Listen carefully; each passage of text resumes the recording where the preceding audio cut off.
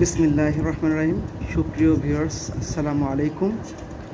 আমি কিছু ধারাবাহিক ভিডিও করতেছিলাম যে একজন ডিপ্লোমা ইঞ্জিনিয়ার যারা টাওয়ার ম্যানুফ্যাকচারিং ইন্ডাস্ট্রিতে কাজ করেন, এরই ধারাবাহিকতায় আমি ইতিপূর্বে টাওয়ার প্রোডাকশনের ইঞ্জিনিয়ার, গ্যালভানাইজিংয়ের ইঞ্জিনিয়ার এবং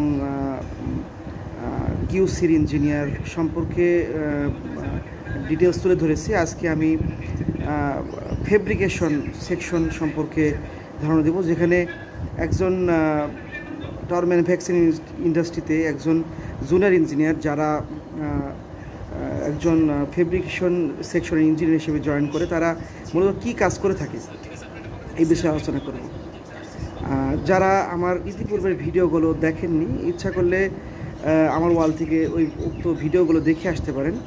আমি আমার মূল টপিকে ফিরে আসি। সেটা হলো, যারা হার্ডওয়্যার ডিপার্টমেন্টে যারা জব নেন বা ফেব্রিকেশন ডিপার্টমেন্টে যারা জব নেন, তারা টাওয়ার ম্যানুফ্যাকচারিং ইন্ডাস্ট্রিতে কী কাজ করেন সেটা হলো, টাওয়ারের সাথে টাওয়ার স্ট্রাকচারের সাথে বিভিন্ন অ্যাক্সেসরিজ প্রয়োজন হয়, যেগুলো হার্ডওয়্যার ডিপার্টমেন্টে তৈরি করা হয়। তাছাড়াও বিভিন্ন ইলেকট্রিক্যাল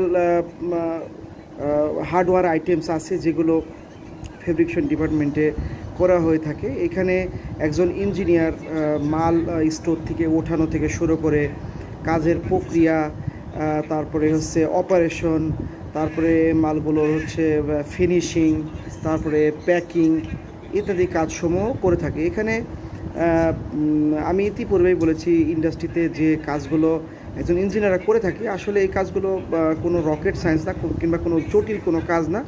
সেকশনে যারা দায়িত্বশীল ব্যক্তি আছেন, তারা প্রথমে কাজ সম্পর্কে সঠিক ধারণা দিয়ে দেয়।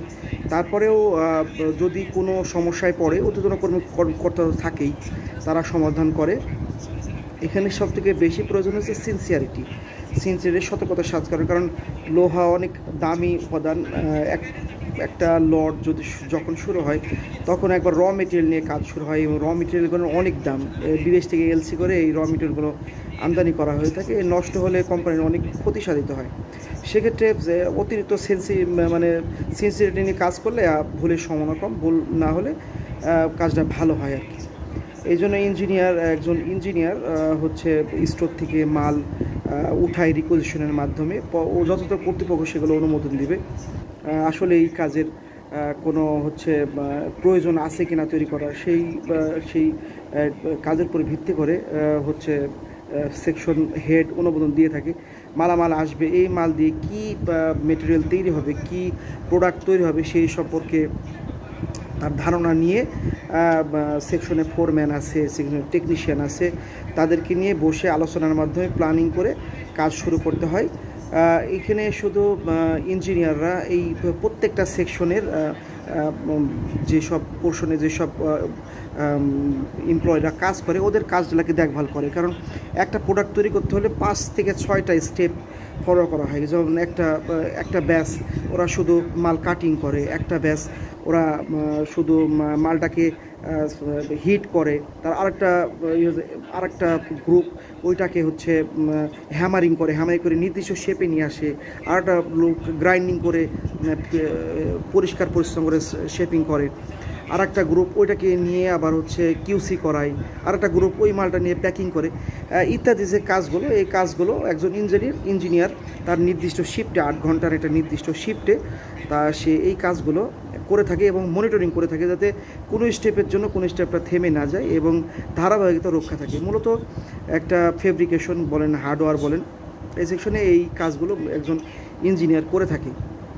তাছাড়াও যেসব এই কাজ চলা অবস্থাতেই হচ্ছে যখন কোনো ক্রিটিক্যাল সমস্যার মুখোমুখি হয়, তখন সেকশনের দায়িত্বশীল উক্ত সমস্যাগুলো সমাধান করে থাকে, ঊর্ধ্বতন কর্মকর্তার অনুমোদনে সমাধান করে থাকে।